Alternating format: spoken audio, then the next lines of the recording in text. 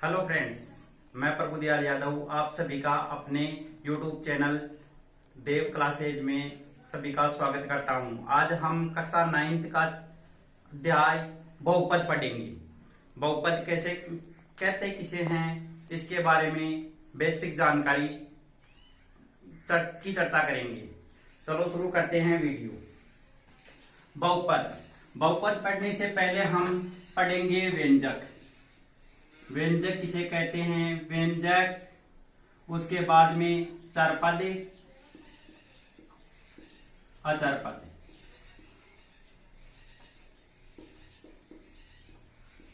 उसके बाद में पढ़ेंगे हम बहुपद। पहले व्यंजक किसे कहते हैं। चर और अचर संख्या को गणित की चारों बेसिक संक्रियाओं के साथ लिखा जाए उसे व्यंजक बीजीय व्यंजक कहते हैं। गणित की 4 संक्रियाएं जोड़ बाकी गुणा भाग हैं। अब उसमें चरपद और अचरपद है। चरपद किसे कहते हैं उसके बारे में हम चर्चा करेंगे। चरपद अंग्रेजी वर्णमाला के ए से लेकर जेड तक के सभी अक्षर चरपद में आते हैं और इनका मान बदलता रहता है। अचरपद गिनती के सभी अक्षर अचर पद में आता है जिसका मान कभी नहीं बदलता है। देखिए बहुपद किसे कहते हैं, बीजीय व्यंजक की साथ। मैं चलो लिख देता हूं, बीजीय व्यंजक की घात पूर्ण संख्या में हो। पूर्ण संख्या हमने पहले वाले वीडियो में चर्चा की थी कि पूर्ण संख्याएं क्या होती हैं। एक बार फिर से बता देता हूं, पूर्ण संख्याएं क्या होती है। वे सभी संख्याएं जो 0 से शुरू होकर अनंत तक जाती है पूर्ण संख्याएं कहलाती है। तो बीजीय व्यंजक की घात पूर्ण संख्या हो उस पद को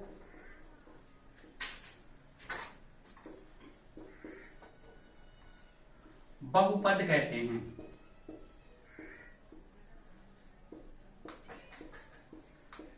अगर किसी पद की घात पूर्ण संख्या नहीं है तो वो बहुपद नहीं है। जैसे 2x की घात 1/2।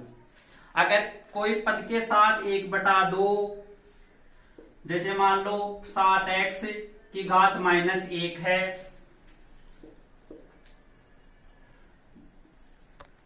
2y की घात 0.5 है, तो ये सभी बहुपद नहीं है। बहुपद के लिए आवश्यक शर्त है कि संख्याओं जो घात है वो पूर्ण संख्याएं हो। जो घात है वो पूर्ण संख्याएं हो। जैसे 7x। अब देखिए दोस्तों, यहां x की घात कोई नहीं है। जहां घात कोई नहीं होती वहां घात 1 होती है और 1 एक पूर्ण संख्या है, इसलिए ये बहुपद है। जैसे अब बहुपद के बहुत सारे प्रकार है, लेकिन मुख्य भाग बहुपदों को 2 भागों में बांट सकते हैं हम। एक है पदों के आधार पे, एक है घातों के आधार पे।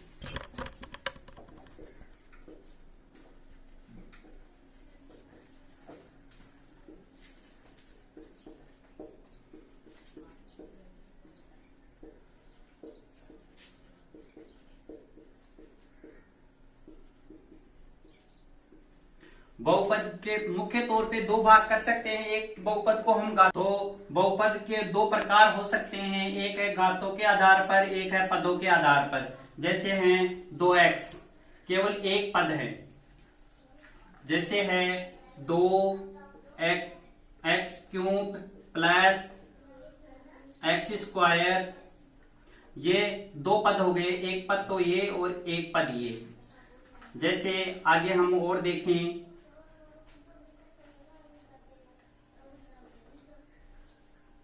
3x² plus 7x plus 3।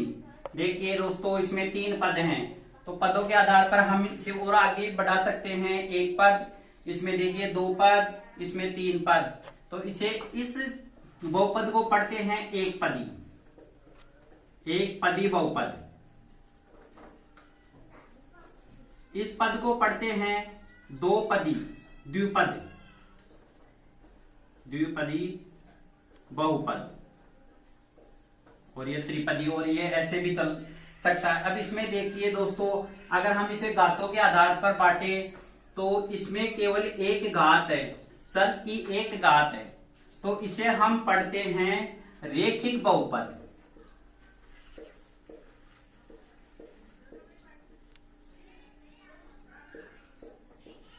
रेखिक बहुपद, इसमें देखिए दो हैं तो इसे द्विघात पढ़ते हैं दोस्तों, द्विघात बहुपद। इसमें चर की घात 3 है, इसमें 2 थी, इसमें चर की घात 3 है, इसे पढ़ते हैं त्रिघात बहुपद। तो दोस्तों आज की वीडियो में हमने बात की बहुपद की। बहुपद से पहले हमने बात की व्यंजक की। व्यंजक में एक बार व्यंजक की परिभाषा, बीजीय व्यंजक की परिभाषा दोबारा से बोल के बता देता हूं कि बीजीय व्यंजक होता क्या है। चर और अचर संख्याओं को गणित की 4 मूलभूत संक्रियाओं के साथ लिखा जाता है, उसे बीजीय व्यंजक कहते हैं। गणित की 4 मूलभूत संक्रियाएं हैं, जोड़, बाकी, गुणा और भाग। अब चर और अचर दो हैं, इसमें अभी 2 शब्द आए थे, चर पद और अचर पद। चर पद क्या होते हैं? वे सभी पद जिनके मान बदलते रहते हैं या अंग्रेजी वर्णमाला के ए से लेकर जेड तक के सभी अक्षर चर पद में आते हैं। ए से लेकर जेड तक के सभी अक्षर चर पद हैं। ठीक है दोस्तों, चर पद, और इनका मान हमेशा बदलता रहता है। जब हम समीकरण पढ़ेंगे तब देखेंगे कभी x का मान 2 हो जाएगा, कभी x का मान 7 हो जाएगा, कभी x का मान 10 हो जाएगा। तो देखिए चर तो x ही है लेकिन उसके मान अलग अलग आते रहेंगे, हर बार उनका मान बदलता रहेगा। तो ये जिसका मान बदलता है उसे चर पढ़ते हैं। अचर 1 से लेकर वो सभी संख्याएं, गणित की सभी संख्याएं अचर पद है। अचर पद का मान कभी नहीं बदलता है। हम पढ़ते थे तब भी 7 को हम 7 ही पढ़ते थे, आज भी 7 को 7 ही पढ़ा जाता है। ऐसा तो है नहीं कि 7 को आज 9 पढ़ा जाता हो। तो जिसका मान नहीं बदलता वो अचर पद है। तो दोस्तों चर पद हो गया, व्यंजक हो गया, अचर पद हो गया। अब पढ़ते हैं बहुपद एक बार फिर से। बहुपद क्या है? बीजीय व्यंजकों की घात पूर्ण संख्या में हो उस पद को बहुपद कहते हैं। दोस्तों कल आगे वाले वीडियो में हम प्रश्नावली